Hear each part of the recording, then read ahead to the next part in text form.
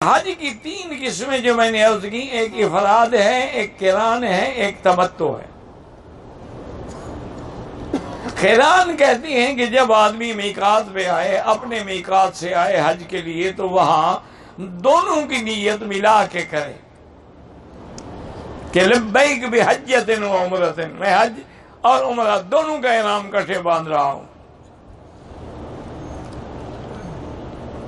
اور پھر وہ آخری حج تک یعنی احرام میں رہے گا، مکے میں آئے گا، طواف کرے گا، عمرہ کرے گا، سعی صفا مروہ دوڑے گا، اور اس کے بعد اللہ توفیق دے طواف قدوم کرے گا، پھر اسی احرام میں رہے گا، بال نہیں کٹائے گا، اسی احرام سے پھر وہ مینا چلا جائے گا۔ اس کو کہتے ہیں حج قران۔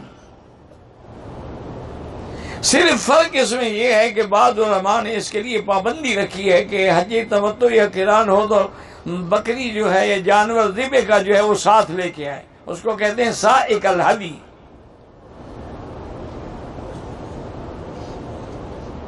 اگر اس کے ساتھ نہ ہو تو وہ کہتے ہیں پھر حج قران یا تمتع نہیں ہو سکتا۔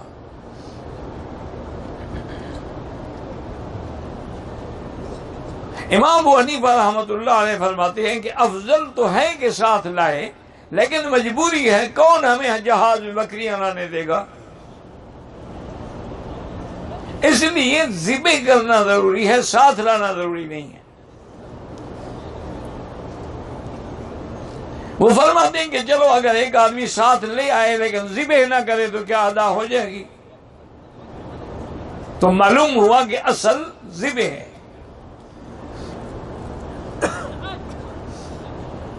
اب حضور صلی اللہ علیہ وسلم جب حج پہ تشریف لائے ہیں تو آپ مدینہ پاک سے تشریف لائے، اور حضرت علی رضی اللہ تعالیٰ عنہ یمن سے تشریف لائے۔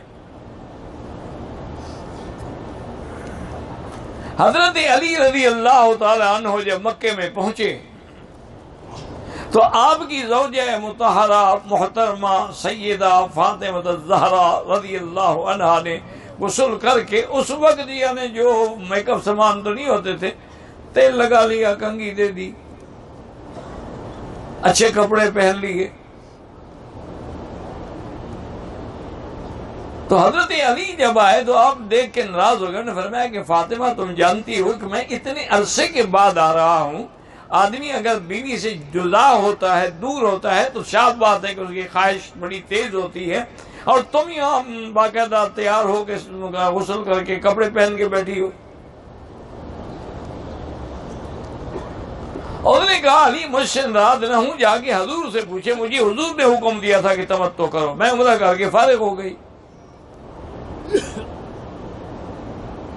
میں جب عمرہ کر کے فارغ ہو گئی تو صاف بات ہے کہ پھر مجھے اپنے خامن کے استقبال کے لیے تیار ہونا ہے۔ شریف بیویاں تو خامن کے لیے تیار ہوتی ہیں نا، آج کل دوسروں کے لیے تیار ہوتی ہیں۔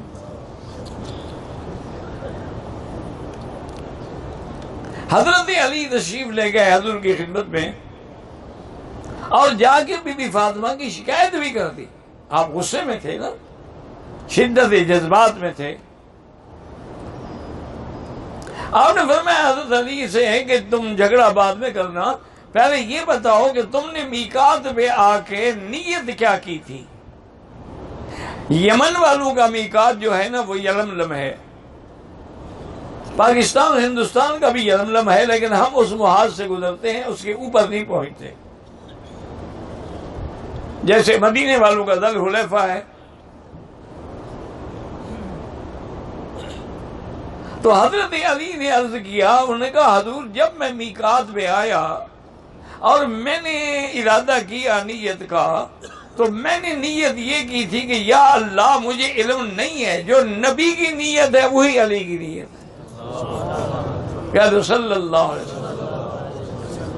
آپ دیکھیں حضرت علی جو یعنی تمام اولیاء کے سربراہ ہیں، جن سے ولایت کے چشمے پھوٹتے ہیں، اور تمام سلاسل ولایت و تصوف کی مدار حضرت علی ہیں، ان کو بھی علم غیب نہیں ہے۔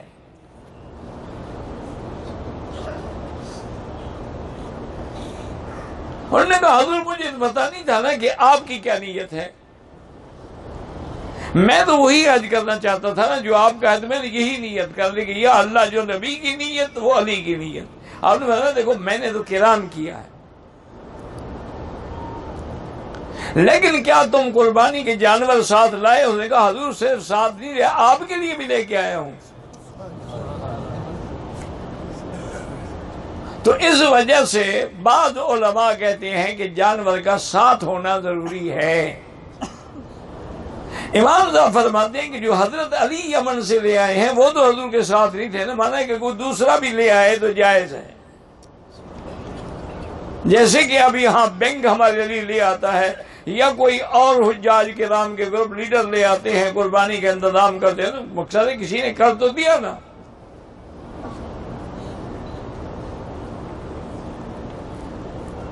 یہ ہے حج قران، اور ایک ہوتا ہے حج افراد، صرف حج، یعنی جب آدمی میقات پہ ہو تو صرف حج کی نیت کرے، عمرہ نہ ملائے ساتھ میں، نہ عمرے کی نیت کرے، صرف حج،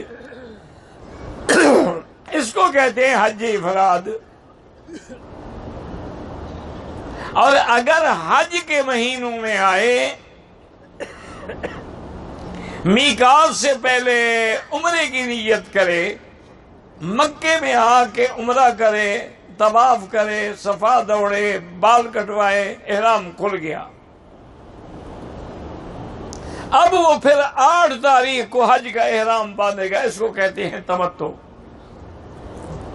اصل معنی کیا ہے تمتع کا؟ فائدہ اٹھانا،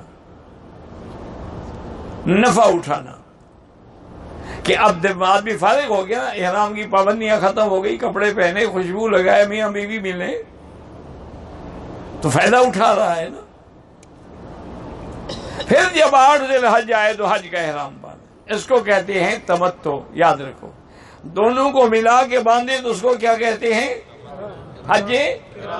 یاد بھی رہے گا کہ نہیں؟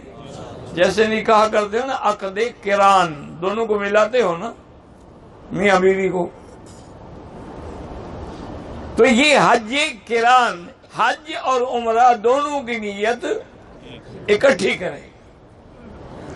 افراد کس کو کہتے ہیں؟ کہ صرف ہاں جی حج کی نیت کرے۔ تمتع کس کو کہتے ہیں؟ کہ پہلے عمرہ کر کے احرام سے پھر 8 کو حج کا احرام باندھے، اس کو کیا کہتے ہیں؟ یہ تینوں قسمیں حج کی۔ اب اس میں بھی آپ مسئلہ سمجھ لیں کہ امام احمد بن حنبل رحمۃ اللہ علیہ کے نزدیک تو حج تمتع افضل ہے، اور امام ابو حنیفہ رحمۃ اللہ علیہ کے نزدیک حج قران افضل ہے، اور امام شافعی رحمۃ اللہ علیہ کے نزدیک حج افراد افضل ہے۔ اب جو جاہل لوگ ہیں وہ کہیں دیکھیں جی ائمہ کا اختلاف ہے، یہ اختلاف نہیں ہے، یہ ہر کسی کی سوچ ہے اور اجتہاد ہے۔ امام ابو حنیفہ فرماتے ہیں قران افضل ہے، دلیل ان کی کیا ہے؟ وہ کہتے ہیں کہ حضور پاک نے حج قران کیا ہے کہ نہیں کیا؟ سب سے افضل نبی، آپ انبیاء میں بھی افضل، آپ کا حج بھی افضل، تو لہذا قران افضل۔ امام احمد بن حنبل فرماتے ہیں تمتع افضل ہے، ان کے پاس بھی دلیل ہے، وہ کیا ہے کہ جب حضور مکے میں آ گئے، حضور نے فرمایا اپنے صحابہ سے کہ جن لوگوں کے ساتھ قربانی کے جانور نہ ہوں وہ عمرہ کر کے حلق کر کے احرام کھول دیں،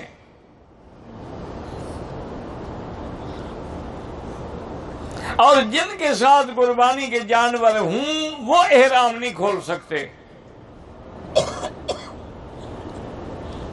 تو صحابہ نے عرض کیا کہ یا رسول اللہ صلی اللہ علیہ وسلم آج 4 دن حج ہے، 4 دن کے بعد ہم نے حج پہ نکلنا ہے، اگر احرام کھل گیا پھر ہمیں بیوی کی بھی خواہش ہوگی، تو ہم تو بس دنیا کے خیالات میں الجھ جائیں گے. اسرت احرام کی پابندی ہے نا، ایک ہی فکر ہے حج کا. اور ہمیں اللہ کے بندے، اگر میں جانتا نا میں بھی تمتع کرتا، اور اگر اللہ نے مجھے دوبارہ موقع دیا میں تمتع کروں گا، تو امام صاحب فرماتے ہیں آپ کی تمنا تھی کہ میں تمتع کرتا، لہذا تمتع افضل ہے. تو ان کی بھی دلیل ہے. کوئی امام بغیر دلیل کے بات نہیں کہتا. یہ تو اعتراض کرنے والے جاہل ہیں، بلا وجہ ائمہ پر اعتراض. وہ سب ائمہ کتاب و سنت کے پابند ہیں.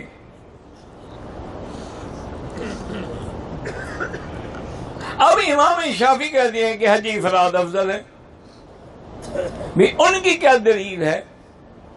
وہ فرماتے ہیں اللہ نے حج فرض کیا ہے، عمرہ بھی فرض کیا ہے. ہاں جی، للہ علی الناس حج البیت، فرض کیا کیا؟ تو جب فرض حج ہے تو افضل حج وہی ہے جو فرض ہے.